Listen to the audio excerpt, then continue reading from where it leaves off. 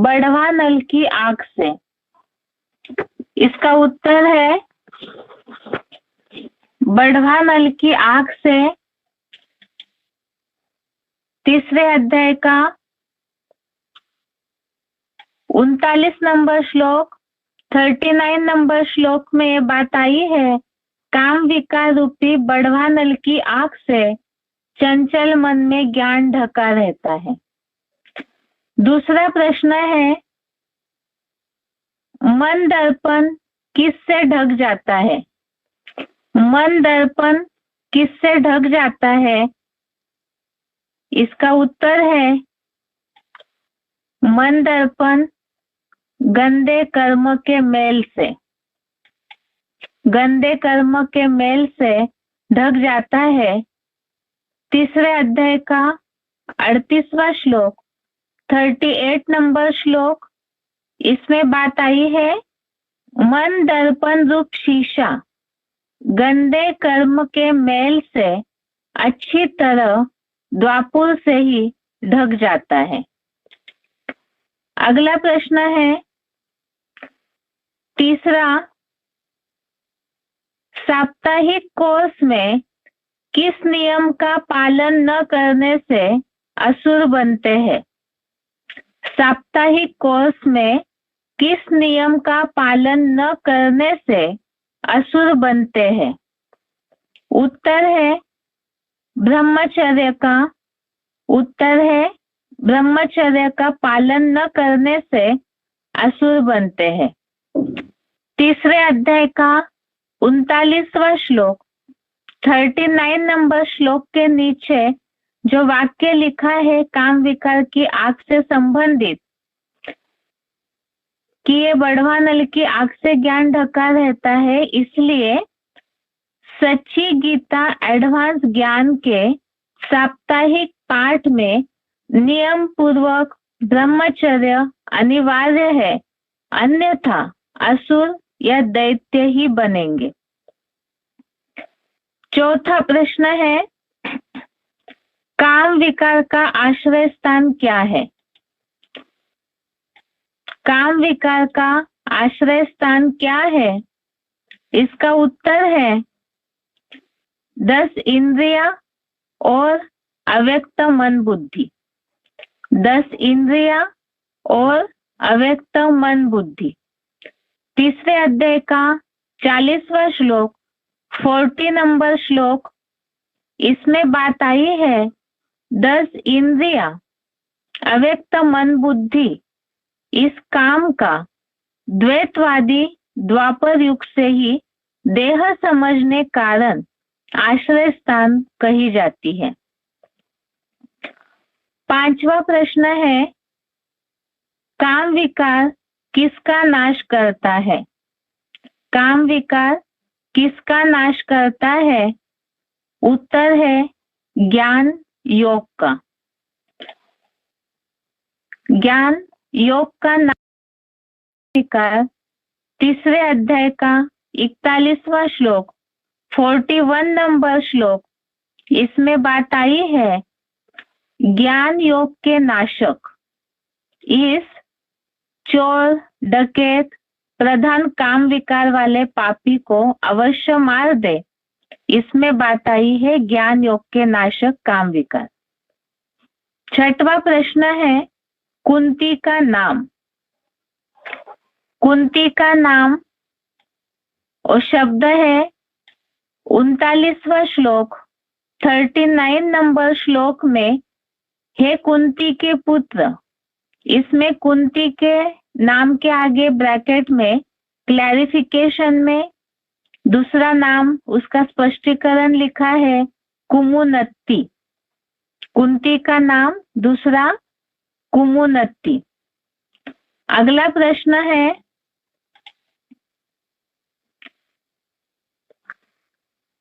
Group B का प्रश्न है, निम्नलिखित प्रश्नों के उत्तर 1-2 वाक्यों में बताएं।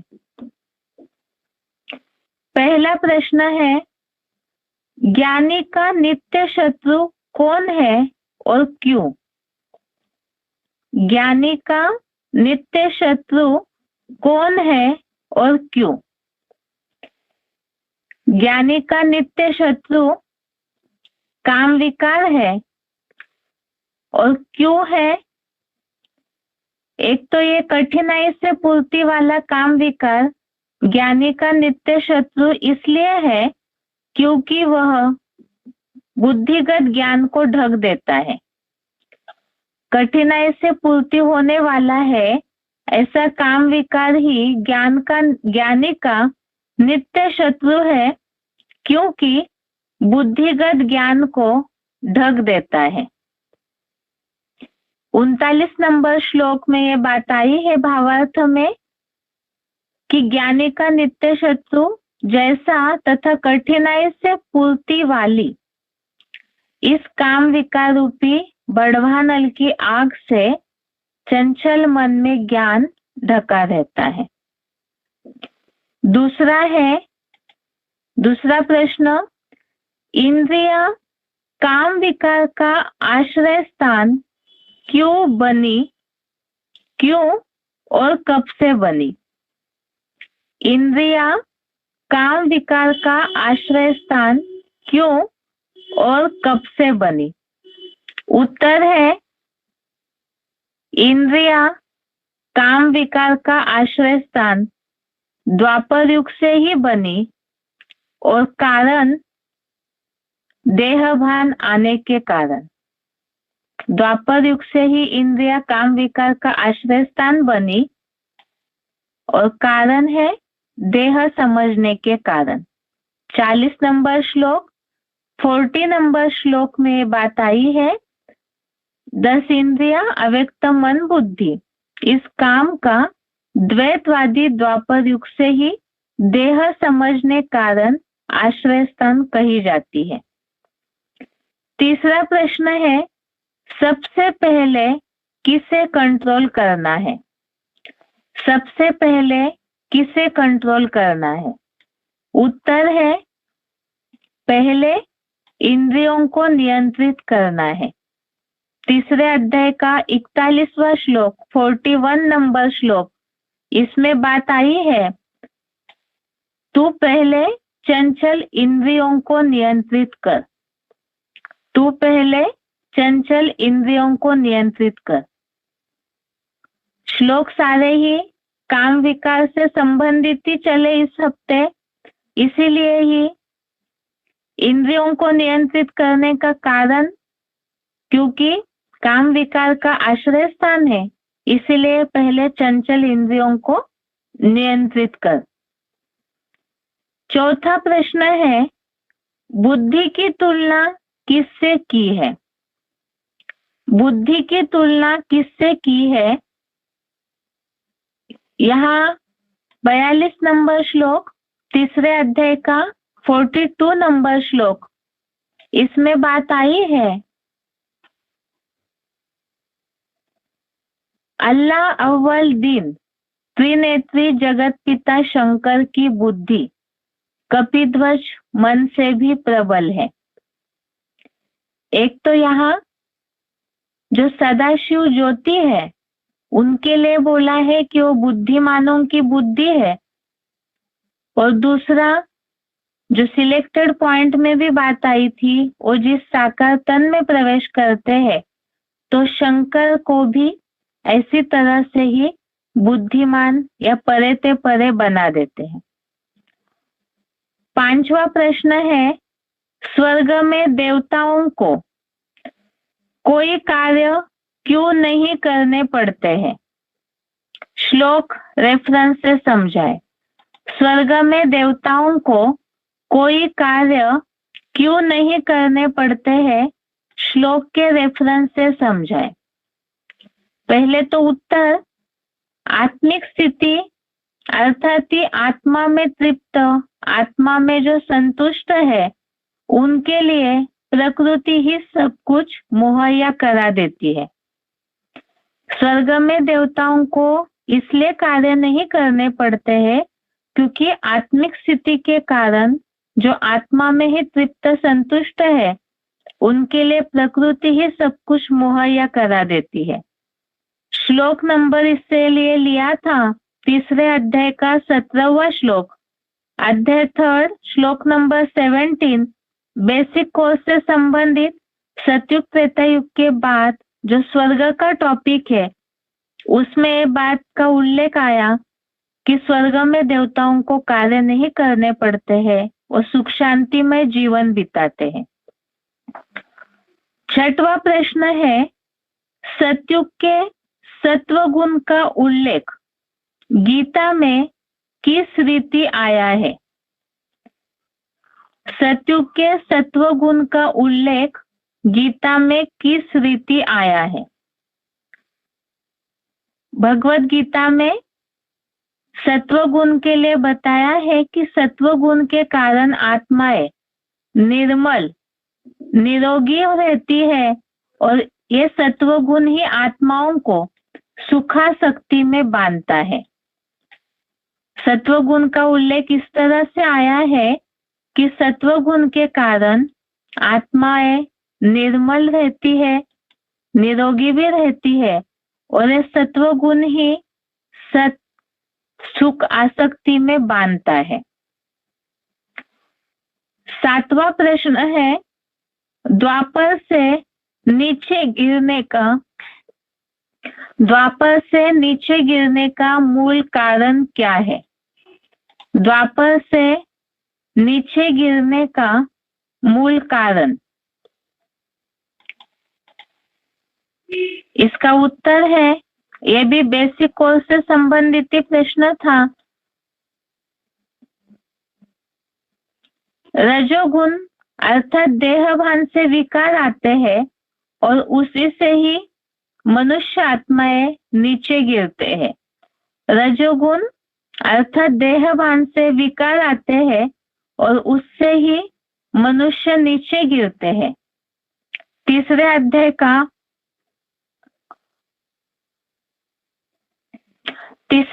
का 37वां श्लोक, अध्याय 3 श्लोक नंबर 37 में जो उल्लेख आया है, कामेश क्रोधेश रजोगुण समुद्भव, अर्थात रजोगुण से उत्पन्न यह काम और क्रोध उससे नीचे गिरते हैं, तो ये द्वापर से नीचे गिरने का मूल कारण है। 8वां प्रश्न है, द्वापर से दुख अशांति की शुरुआत का कारण बताएं। द्वापर से दुख और अशांति की शुरुआत का कारण बताएं। रजोगुण से उत्तर, ये बेसिक कोर्स से संबंधित प्रश्न था। द्वापर युग से रजोगुण आया अर्थात देहभान की शुरुआत हुई। देहभान से विकार आए, विकारों के कारण आसक्ति बढ़ी, आसक्ति के कारण लोभ अर्थात लालसा स्पृहा निर्माण हुए और इससे अशांति की शुरुआत हुई। उत्तर दोबारा सुनिए। रजोगुण से, द्वापर युग से रजोगुण आया। रजोगुण अर्थात देहभान, देह के भान आने से विकार आए, विकारों के कारण तृष्णा अर्थात आसक्ति, साथ साथ लोभ और उससे ही लालसा स्पृहा लोभ, संस्कृत शब्द और हिंदी शब्द दोनों मिला करके ही बता रहे हैं। 14वें अध्याय का 12वां श्लोक, अध्याय 14 का श्लोक नंबर 12, इसमें इन बातों का उल्लेख आया है। लोभ प्रवृत्ति अशमः स्पृहा ये रजोगुण से उत्पन्न हुए अर्थात लोभ और लालसा निर्माण होकर के अशांति की शुरुआत हुई। 9वां प्रश्न है, 4 युगों के वंश शब्दों में बताएं। चारों युगों के वंश शब्दों में बताएं, अर्थात किस युग में कौन सा वंश होता है उसके लिए पूछा है। बेसिक कोर्स से संबंधित प्रश्न है। सतयुग में सूर्यवंशी देवता वर्ण थे त्रेता युग में चंद्रवंशी, वो भी देवताएं ही थे। द्वापर युग से मनुष्य बने वैश्यवंशी, और कलयुग में शूद्रवंशी। 10वां प्रश्न है, द्वापर युग का अर्थ स्पष्ट करें। द्वापर युग का अर्थ स्पष्ट करें। द्वापुर अर्थात 2 पुर, और इसका स्पष्टीकरण भी समझाना होगा जिज्ञासुओं को। बेसिक कोर्स से संबंधित जो भी प्रश्न टेस्ट में आते हैं और ज्यादातर बेसिक कोर्स की लिंक बुद्धि में रहे, इस भावार्थ से ही प्रश्न आते हैं। तो यहाँ द्वापर युग अर्थात 2 पुर अर्थात द्वैतवाद शुरू हुआ, और कारण इसका यह है कि 2 धर्मों के साथ उनके धर्मखंड बटे, धर्मखंड के साथ मतें बढ़ गई, भाषाएं बढ़ी, कुल रीति रिवाज बढ़ गए। तो इसीलिए ही द्वापुर अर्थात ही द्वापर युग की शुरुआत से ही अलग अलग मतों में धर्मखंड राज्यों में बढ़ गया, बंटवारा होने लगा, इसीलिए यू हो गया द्वापर युग। 11वां प्रश्न है, तमोगुण की परिभाषा क्या है? तमोगुण की परिभाषा क्या है? इसे हमने श्लोक के रेफरेंस से भी समझा था। सबसे पहले तो तमोगुण अर्थात ही तमो प्रधानता, इसमें तमो गुण की प्रधानता ज्यादा होती है। और दूसरा जो श्लोक में भगवत गीता में उल्लेख आया है, तमः अर्थात ही अंधकार, तो यहाँ तमोगुण अर्थात ही अज्ञान अंधकार की बात है, जिसमें 10वें अध्याय का 11वां श्लोक, अध्याय 10 श्लोक नंबर 11 में इस बात का उल्लेख आया था, तमोगुण अर्थात अंधकार। तो ये स्थूल अंधकार की बात नहीं है, अज्ञान अंधकार में आत्माएं चली जाती है, मनुष्य चले जाते हैं। और इसके साथ साथ ही तमोगुण आने से लापरवाही, अंधकार, आलस आदि शुरुआत होते हैं।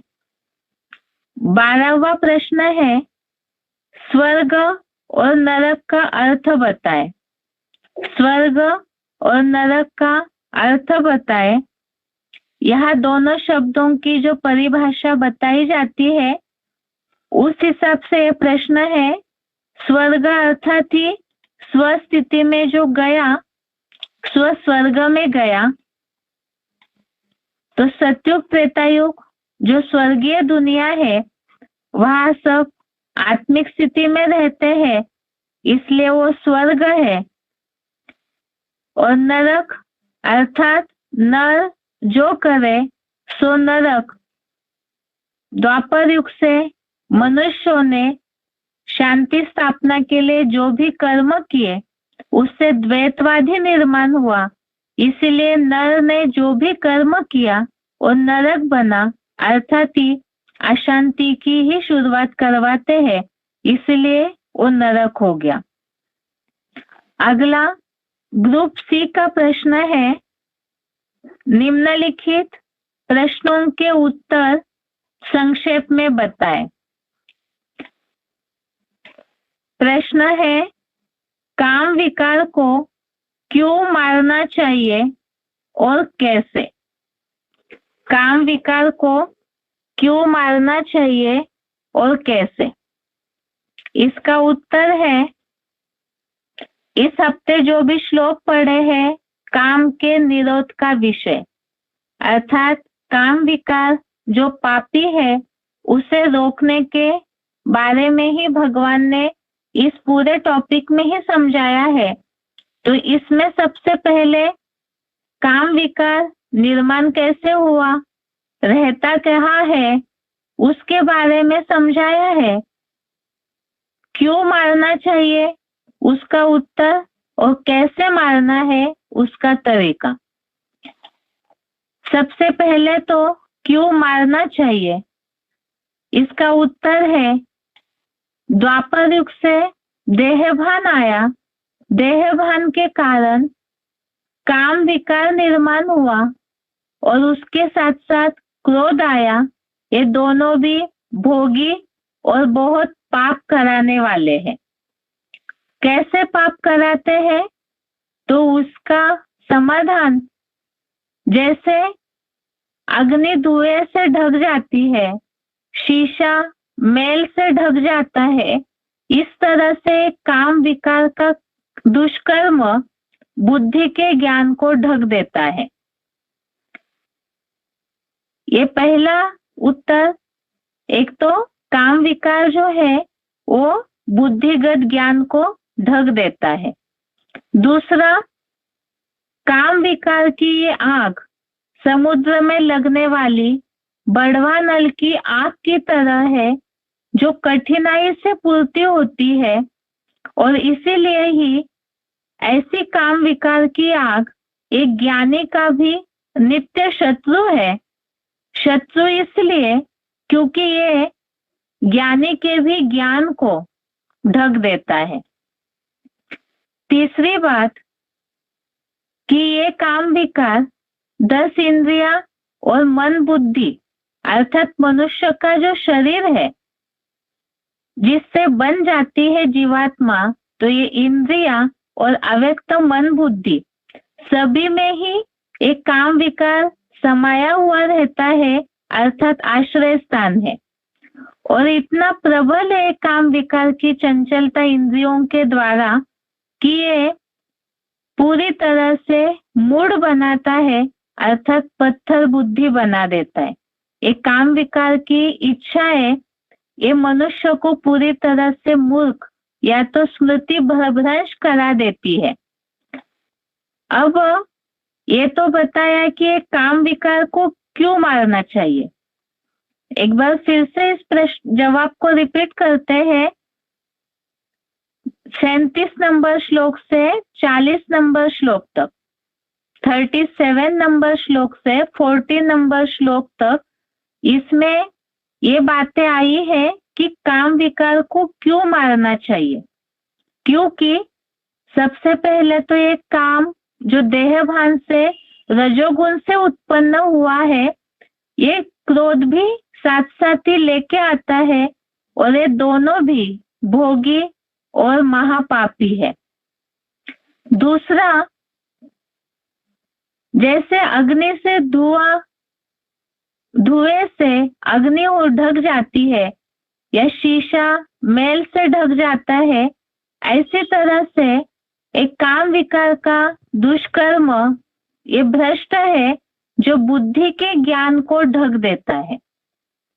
तीसरी बात, एक काम विकार की आग समुद्र में लगने वाली बढ़वा नल की आग की तरह इतनी भयंकर होती है कि ये एक तो कठिनाई से पूर्ति वाली है, और दूसरा ज्ञानी का भी नित्य शत्रु बन करके ज्ञानी के भी ज्ञान को पूरी तरह ढक देती है।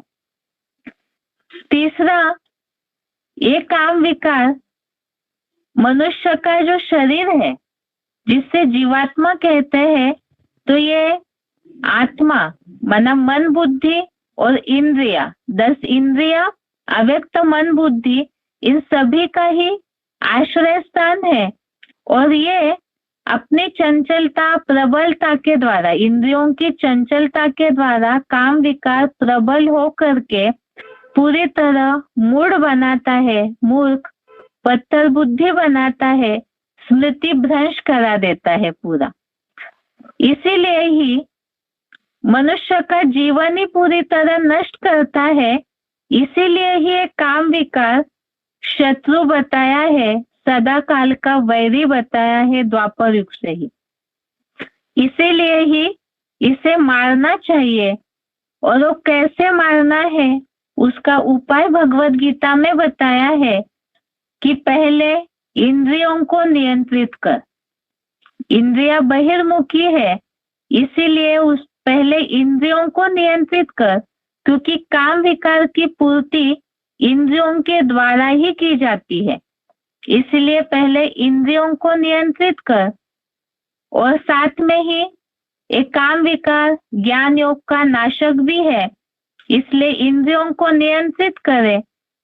और एक श्लोक जो हमें आगे पढ़ना है उसमें भी इसका समाधान आया है, उसे भी साथ में जवाब में ऐड करके बताते हैं। इसमें बात आई है कि ये मन बुद्धि जो है अव्यक्त है, उसमें भी काम विकार समाया हुआ रहता है। इसीलिए ही जो बुद्धिमानों की बुद्धि है परमात्मा, जो साकार तन में आकर के शंकर में त्रिनेत्री बना करके उन्हें, जो प्रबल बुद्धिमानों की बुद्धि है परमात्मा, तो उन्हें याद करना है। 43 नंबर श्लोक में जिसका उल्लेख आया है, जो हमें आगे पढ़ना है, कि अपने आत्मा को मन बुद्धि में, मन बुद्धि के द्वारा आत्मा में मन बुद्धि को एकाग्र करके, स्थिर करके, भगवान को जो बताया है पूरी तरह से उस शंकर को जान करके, जो साकार में परमात्मा शिव की प्रवेशता है, उन्हें जान करके अपने आत्मा को जितना स्थिर करते हैं, अर्थात इस साकार में निराकार की याद के द्वारा इस काम विकार रूपी शत्रु को मारना है। तो ये इस प्रश्न का जवाब है। आगे का प्रश्न है, ग्रुप डी का प्रश्न है, निम्नलिखित संस्कृत शब्दों के हिंदी अर्थ बताएं। पहला है अनलेन। अनलेन अर्थात आग। अनलेन अर्थात आग।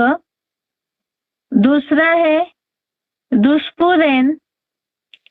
दुष्पुरेन अर्थात कठिनाई से पूर्ति वाली।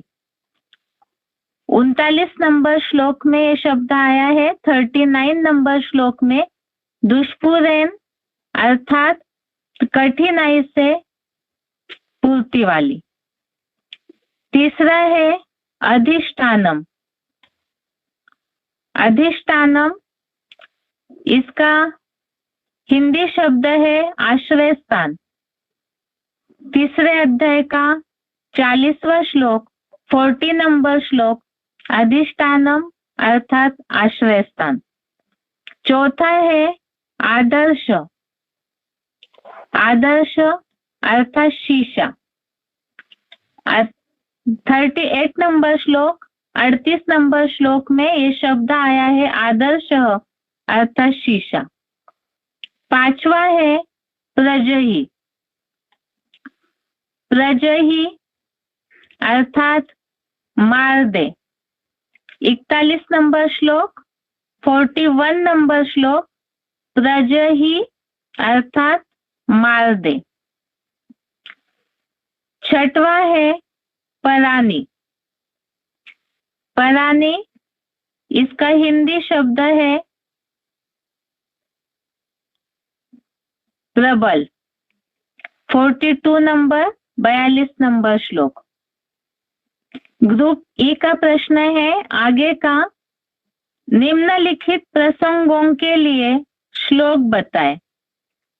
निम्नलिखित प्रसंगों के लिए श्लोक बताएं। पहला है बुद्धिमानों की बुद्धि परमात्मा है। बुद्धिमानों की बुद्धि परमात्मा है।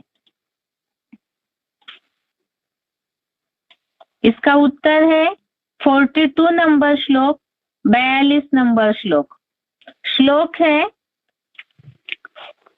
इंद्रियाणि पराण्याहुः इंद्रियेभ्य परम मनः मनसस्तु परा बुद्धि यो बुद्धे परतस्तु सः।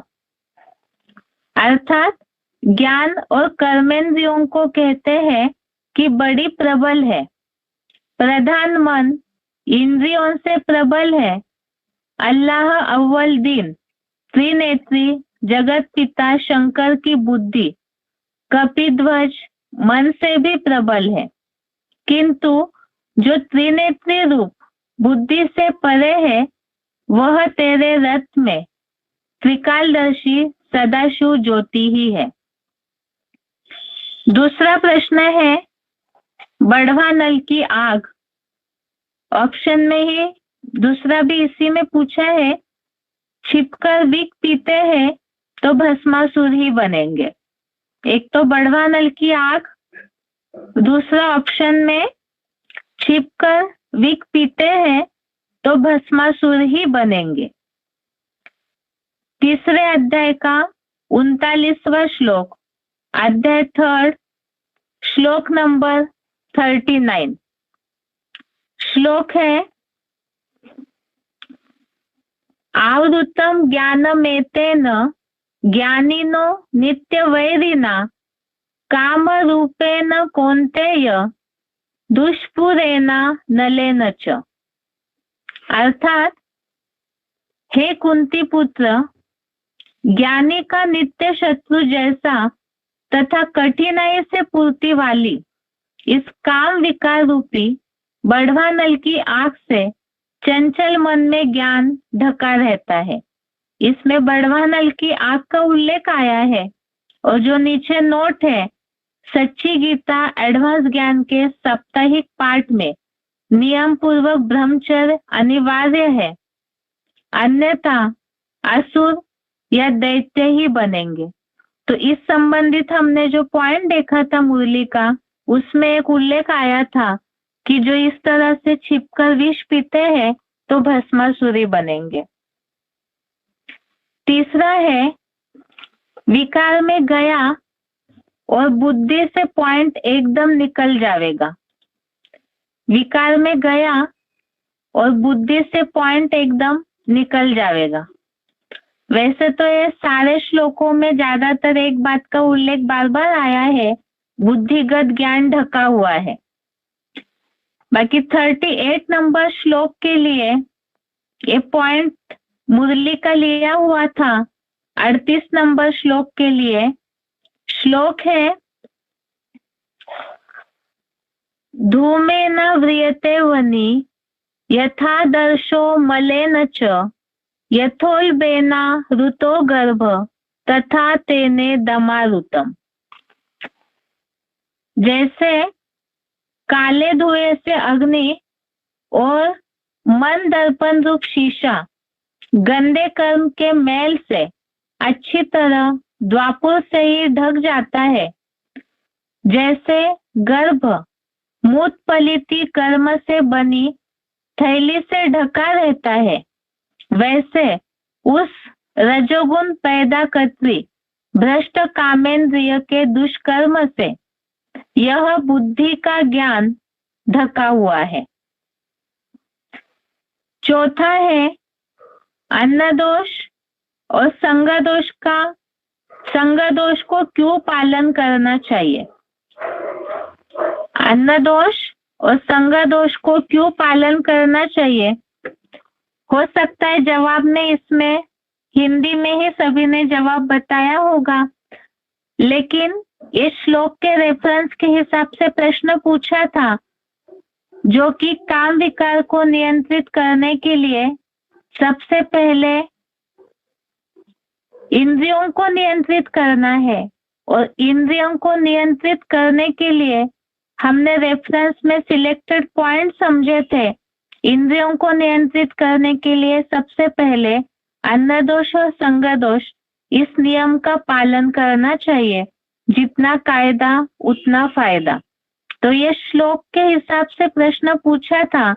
तीसरे अध्याय का 41वां श्लोक, अध्याय 3, श्लोक नंबर 41, इसमें ये बात आई है कि तू पहले चंचल इंद्रियों को नियंत्रित कर।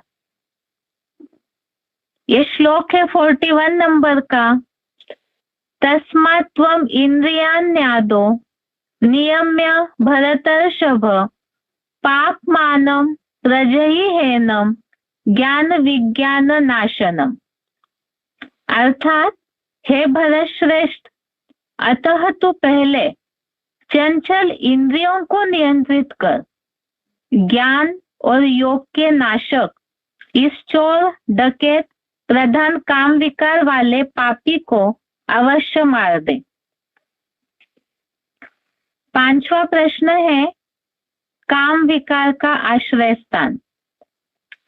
काम विकार का आश्रय स्थान 3 अध्याय का 40वां श्लोक, अध्याय 3 श्लोक नंबर 40।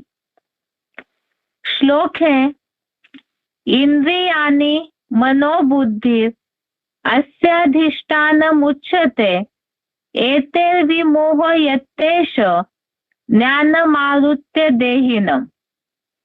अर्थात 10 इंद्रिया, अव्यक्त मन बुद्धि इस काम का द्वैतवादी द्वापर युग से ही देह समझने कारण आश्रय स्थान कही जाती है।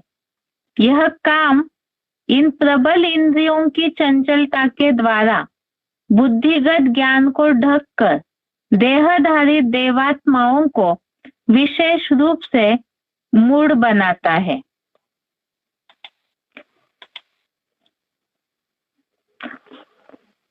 इस तरह से इस श्लोक टेस्ट के जवाब हो गए। अभी आगे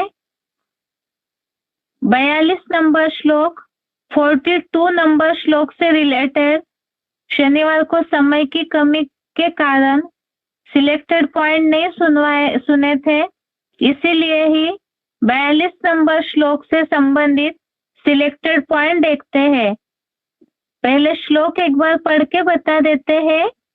इंद्रियाणि परान्याहुर इंद्रियेभ्य परम मनः मनसस्तु परा बुद्धि यो बुद्धे परतस्तु स। इससे संबंधित सिलेक्टेड पॉइंट पहला है वार्तालाप 1598, डिस्कशन नंबर 1598। मुख्य वंशावली ब्राह्मण और उपब्राह्मण से ज्यादा पवित्रता है, ज्यादा पवित्रता आप कौन दिखाते? मुखवंशावली में पवित्रता होगी ज्यादा। मुखवंशावली में ज्यादा पवित्रता कहाँ से होगी? गोद में रहना, गोद माने कुख, गोद में रहना, गोद देह का अंश है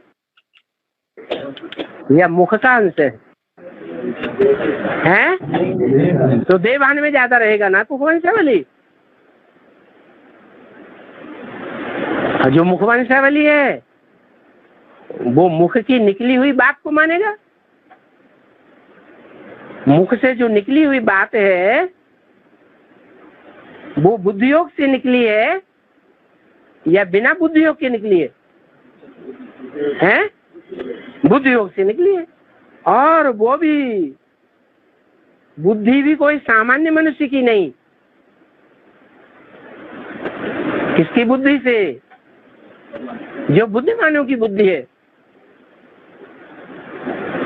जिसके लिए कहते हैं इंद्रियां परान्या हो। इंद्रियां बड़ी प्रबल हैं। इंद्रियेभ्य परम मनः, मन से बुद्धि परे है, तीसरा नेत्र। और जो बुद्धि से भी परे है परसस्तु सह, वो है जो बुद्धिमानों की बुद्धि है। तो मुखवंशावली की तो बात ही और होगी। कहाँ मुखवंशावली और कहाँ ये कुखवंशावली?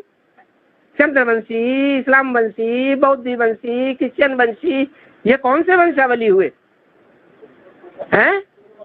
कौन से ब्राह्मण बने? कुखवंशावली ब्राह्मणों की लिस्ट है ये सारी। मुरली की बात में ध्यान ही नहीं देते। मुरली जो ब्रह्मा मुख से निकली है, वेदवाणी, आज की दुनिया में ही देख लो, लौकिक दुनिया में वेद कोई पढ़ता है? वेदों के अर्थ पर कोई ध्यान देता है? कहाँ की शूटिंग है? हैं? संगम युग की शूटिंग है। कोई बिरले हैं फोटो में कोई और कोई में भी कोई जो ब्रह्मा मुख से निकली हुई मुरली पर ध्यान देते हैं।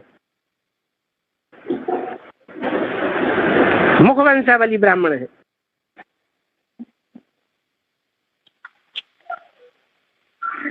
आगे का पॉइंट है वार्तालाप नंबर 1634, डिस्कशन नंबर 1634।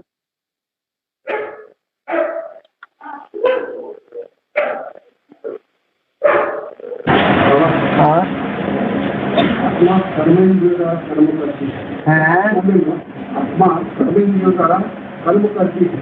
तो आत्मा में मन बुद्धि द्वारा प्रोसेस कैसे होता है और फाइनल कर्म बनते हैं? पहले मन में संकल्प आता है कि पहले कर्मेंद्रियों में हलचल आती है, बस ऐसे ही होता है। चलते रहते हैं लेकिन उन इंद्रियों से कनेक्टेड है, उन इंद्रियों से कनेक्टेड जो संकल्प चलते हैं वो पहले मन उत्तेजित होता है, तब इंद्रियां उत्तेजित होती है। और मन को कंट्रोल करना, मन ही तो मुखिया है सब इंद्रियों का है। बुद्धि का पार्ट है मन को भी कंट्रोल करना। क्या? इंद्रियाणि पराम्याहो इंद्रियेभ्यः परं मनः। इंद्रियों से इंद्रियां पर है, पर मन बड़ी प्रबल है। इंद्रियों से मन प्रबल है। मनसस्तु परा बुद्धि, मन से परे बुद्धि है, प्रबल है बुद्धि, मन से भी ज्यादा। मन माने ब्रह्मा, बुद्धि माने तीसरा विश्व शंकर। यो बुद्धिया पर सत्व, और जो बुद्धि से भी परे है वो है उनके उस भगवान शिव है। हाँ, बुद्धिमानों की बुद्धिमान, उसकी शरण में रहना चाहिए, मैंने उसकी हर बात माननी चाहिए।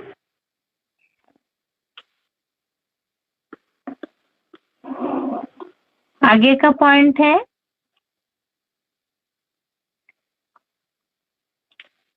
वार्तालाप नंबर 1645, डिस्कशन नंबर 1645। बुद्धिमानों की बुद्धि है, हम मानते नहीं इस बात को। बुद्धिमानों की बुद्धि है शिव। देखो इस संबंध में गीता में भी श्लोक है, इंद्रियाणि पराम्याहो, इंद्रियां बहुत प्रबल है। इंद्रियेभ्यः परं मनः, इंद्रियों से परे, इंद्रियों से ज्यादा प्रबल मन रूपी ब्रह्म है। इंद्रियेभ्यः परं मनः, मनसस्तु परा बुद्धि, मन से भी ब्रह्मा से भी परे बुद्धि है। बुद्धि माने कौन? तीसरा नेत्र। और यो बुद्धिया परसस्तु सह, और जो बुद्धि से भी परे है वो है सह माने वो कौन? शिव। तो कौन हुआ बुद्धिमानों की बुद्धि? बस वही भगवान है। तुम दो को मानते हो, हम एक को मानते हैं। बेविचारी याद करते हो तुम, और क्या? एक को याद करना है या दो को याद करना है? साकार में निराकार को याद करो। तो साकार अभी साबित कहाँ हो रहा है? साकार तो साकार तब साबित होगा जो बात बाबा ने बोली, जो देखे साकार को इन आंखों से देखा जाएगा ना। जो देखे, जो कानों से सुने, उसकी बुद्धि में ये बात बैठे क्या कि शिव भगवान मेरा बाप आ गया। अभी तो कोई नहीं कहता है, अभी तो तुम भी मानने के लिए तैयार नहीं है। तुम्हारे मानने के लिए तैयार ना ना ना ना ना बुद्धिमानों की बुद्धि है शिव। तो बाबा अगर उस समय ब्रह्मा इंटरफेयर करके बोला तो तुरंत बोला ये ब्रह्मा बीच में इंटरफेयर, तुरंत हाँ, वो तो बोलता ही था, बोलते थे, वो मुरली में बोलते थे ना, इंटरव्यू करके बोलता है। बच्चे का हर समय मुंह नहीं दबोचा जाता है, बच्चा बोलता है, उसे बोलने दो। विश्व कल्याण की बातें हो रहा है, स्वतंत्र रहो, स्वतंत्र रहने दो, बच्चे को भी स्वतंत्रता दो बोलने की, बेचारा बोलना सीख रहा है। शिव बाबा का बच्चा है ना, तुम्हारा बच्चा तो है नहीं जो तुम्हें रहम आए है। शिव बाबा का तो बच्चा है, सती में भी बच्चा बनने वाला है।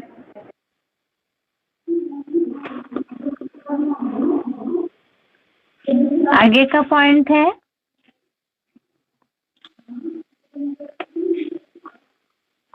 वार्तालाप नंबर 1668, डिस्कशन नंबर 1668।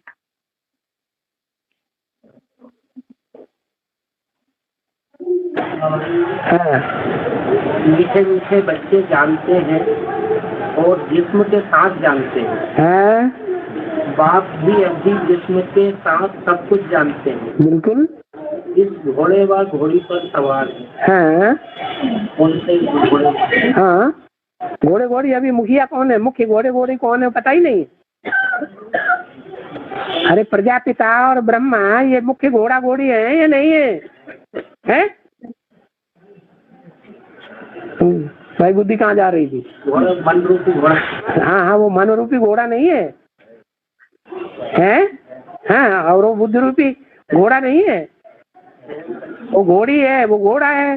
घोड़ी में ज्यादा ताकत होती है, घोड़े में ज्यादा ताकत होती है, घोड़े में ज्यादा ताकत होती है। देखो नीचे रास्ते से भी कोई बोल रहा है, घोड़े में ज्यादा ताकत होती है। देखो ज्ञानी बैठे हुए और इतनी बात नहीं जानते।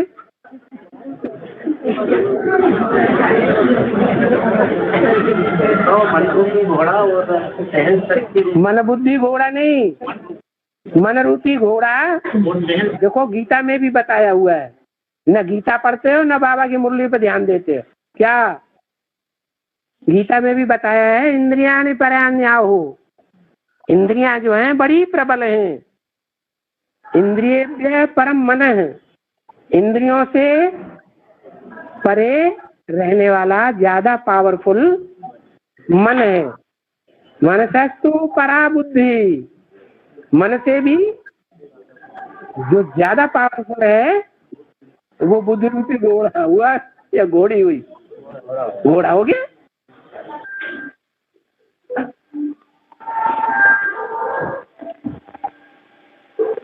अभी तक के जो पॉइंट समझे हमने, जैसे पहले पॉइंट में बताया इसके पहले कि मन घोड़ा है और जाते समय अपने सवार को भी ले जाता है, अर्थात इंद्रियों की चंचलता में मन जब खींचा जाता है तो बुद्धि को भी खींचता है। तो ऐसे ही ये सारे जो भी बुद्धि है, उन सबसे भी प्रबल बुद्धिमान जो है परमात्मा, उनके बारे में श्लोक में भी वो सारे पॉइंट में भी शिव बाबा बता रहे। आगे का पॉइंट है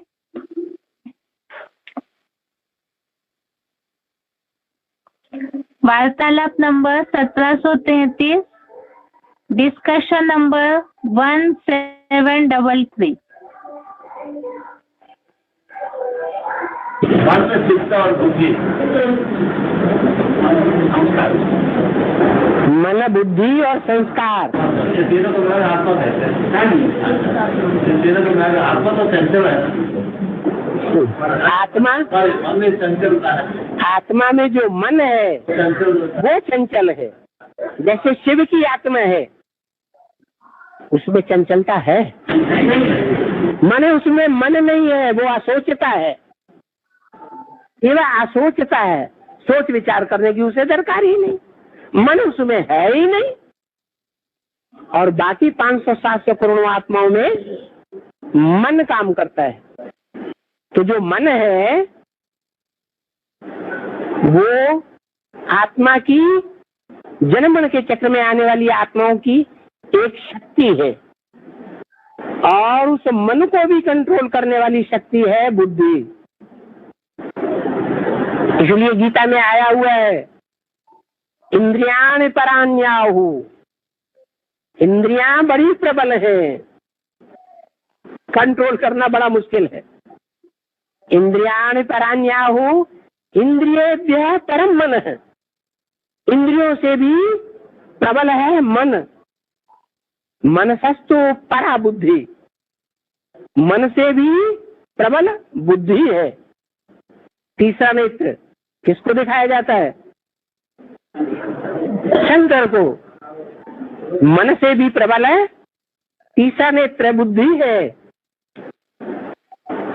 यो बुद्धिया परसस्तु सह, जो बुद्धि से भी प्रबल है वो है बुद्धिमानों की बुद्धि।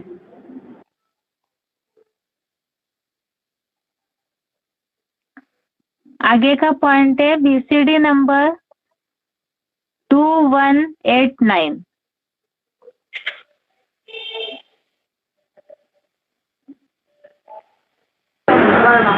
मन रूपी घोड़ा कहा जाता है। बैल कहो, घोड़ा कहो, बात एक ही है। तो जो घोड़ा है वो कभी आगे जाता है, एकदम दौड़ के आगे चला जाएगा। हाथी ज्यादा पावरफुल या घोड़ा ज्यादा पावरफुल है? हाथी ज्यादा पावरफुल है, माता कहते। अच्छा, दौड़ में कौन आगे चलेगा? तो कौन ज्यादा पावरफुल हुआ है? ये भी याद की दौड़ है ना, इसमें कौन ज्यादा आगे जाएगा? है? हाँ, वो घोड़ा आगे जाता है। वो मन रूपी घोड़ा है, क्या अपने सवार को साथ लेके जाता है कि सवार को फेंक देता है? साथ लेके जाता है। तो उस घोड़े को सवार कौन है? मन के ऊपर, घोड़े के ऊपर कंट्रोल करने वाला कौन है? बुद्धि। वो बुद्धि कौन है? तीसरा नेत्र कौन है?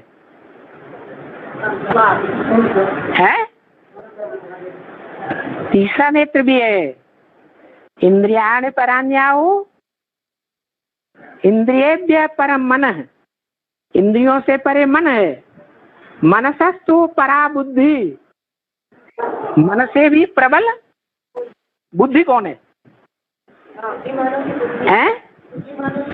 कौन है?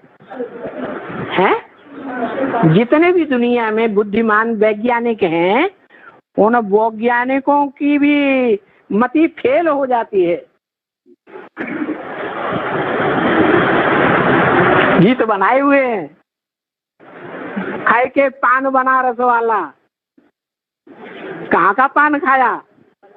बनारस का पान खाया। कोई जाए बंद अकल का ताला।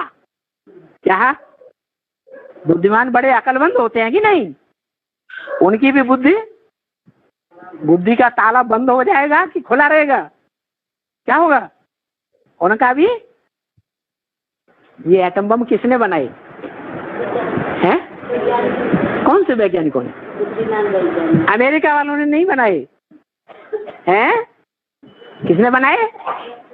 जो न भगवान को मानते हैं, गॉड फादर को नहीं मानते, बाइबल को नहीं मानते, गिरजाघर को नहीं मानते, स्वर्ग नरक को नहीं मानते, आत्मा को भी नहीं मानते। कौन है?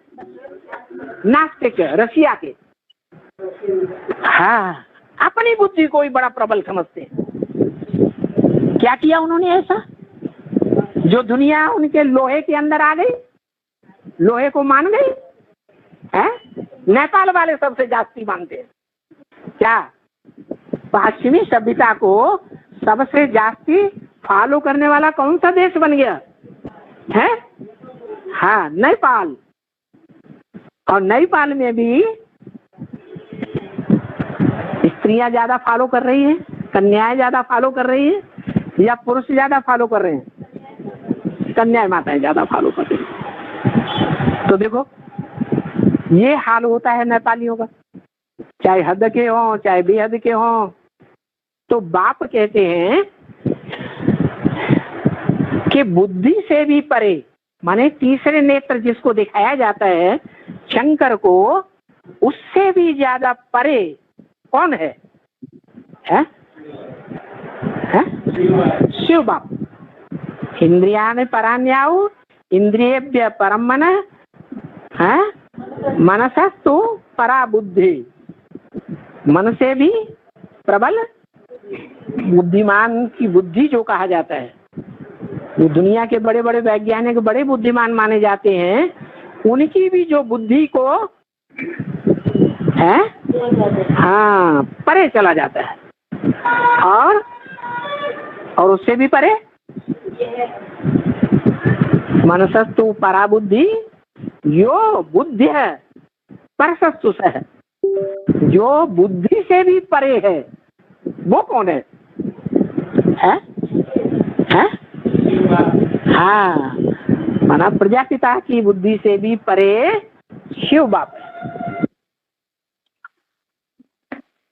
अभी का जो पॉइंट हमने सुना VCD नंबर 2189, इसमें जैसे शिव बाबा ने बताया है कि वो बुद्धिमानों की भी बुद्धि क्यों है, इसका विवरण बताया कि आज के दुनिया के जो भौतिक दुनिया के वैज्ञानिक है, बहुत बड़े बड़े इन्वेंशन करने वाले हैं, विनाश के साधन तो बना रहे हैं, लेकिन उनसे भी बड़ी बुद्धि वो है शंकर के लिए बताया, और उससे भी बुद्धिमानों की भी बुद्धि जो परे ते परे है वो सदाशिव ज्योति। आगे का पॉइंट है VCD नंबर 2247, VCD नंबर 2247। देह स्थूल इंद्रियां ज्यादा है स्थूल है, देह जाती स्थूल। इंद्रियों में भी ज्ञान इंद्रिया स्थूल या कर्मेंद्रिया स्थूल? कर्मेंद्रिया स्थूल। और इंद्रियों में भी 11वीं इंद्रिय मन, दोनों के बीच में 10 इंद्रियां और 11वां मन, ज्यादा स्थूल कौन है? स्थूल है 10 इंद्रियां ज्यादा स्थूल, और ज्यादा सूक्ष्म कौन है? मन बहुत सूक्ष्म है। मन से भी जास्ती प्रबल कोई है जो अति सूक्ष्म है, क्योंकि एटम, जिससे एटम बम बनता है, जो एटम बम सारी दुनिया को खलास करने के निमित्त बन जाते हैं। इतनी ताकत होती है एटम में। क्यों ताकत होती है? क्योंकि अरे सूक्ष्म होता है। जो जितना जास्ती सूक्ष्म उतना जास्ती ताकतवर बन जाता है। तो देखो, इंद्रियों से मन सूक्ष्म है और मन से बुद्धि सूक्ष्म है, जिसे त्रिनेत्री कहा जाता है। भारतीय परंपरा में, शास्त्रों में त्रिनेत्री किसको कहा जाता है? हैं? अरे कोई 3 नेत्र वाला है? कोई नहीं। शंकर को दिखाते हैं। और उस त्रिनेत्री से भी जास्ती कोई सूक्ष्म है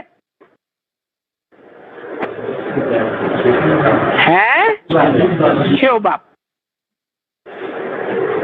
जिसको अपनी देह नहीं है, अपनी इंद्रियां ही नहीं है, जिसको अपना मन ही नहीं है। इसलिए गीता में आया, इंद्रियाणि परान्या हो, इंद्रियां बड़ी प्रबल हैं कंट्रोल करना। कि सहज है कंट्रोल करना इंद्रियों को? है, बड़ी प्रबल है। इंद्रियों से मन प्रबल है। इंद्रियेभ्यः परम मन, मनसस्तु परा बुद्धि, मन से भी प्रबल त्रिनेत्री बुद्धि। यो बुद्धिया परसस्तु सह, जो उस त्रिनेत्री बुद्धिमान से भी परे है, वो कौन है? सह, वो परमपिता परमात्मा ही बुद्धि से भी परे है, त्रिनेत्री से भी परे है। क्यों परे है? क्योंकि वो मन से भी ज्यादा सूक्ष्म है और मन को कंट्रोल करने वाली जो बुद्धि है, उस बुद्धि से भी जास्ती कंट्रोल है उस परमपिता परमात्मा का।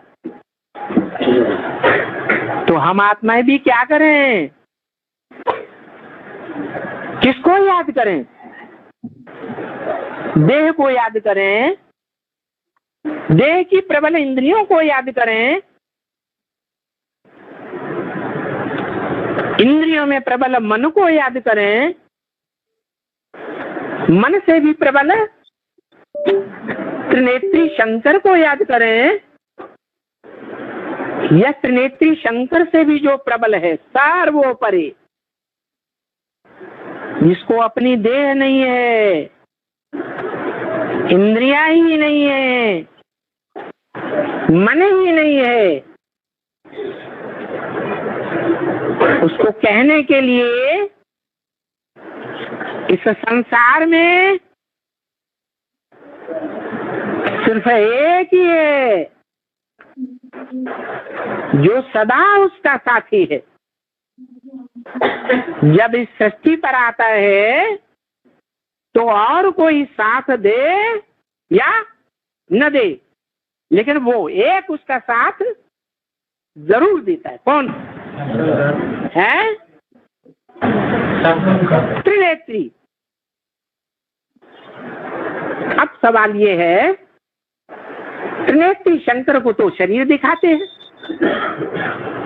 तीसरा नेत्र भी दिखाते हैं, नाक आंख कान सब कुछ पूरा देह दिखाते हैं, तो वो इतना सूक्ष्म कैसे बन जाता है पावरफुल? क्योंकि वो उसी निराकार परम ब्रह्म परमेश्वर है जो सदैव निराकारी निर्विकारी निरहंकारी है, उसकी याद में तल्लीन बैठा दिखाया जाता है। चित्र बने हुए हैं, चित्र काहे की यादगार होते हैं? चरित्र की यादगार होते हैं।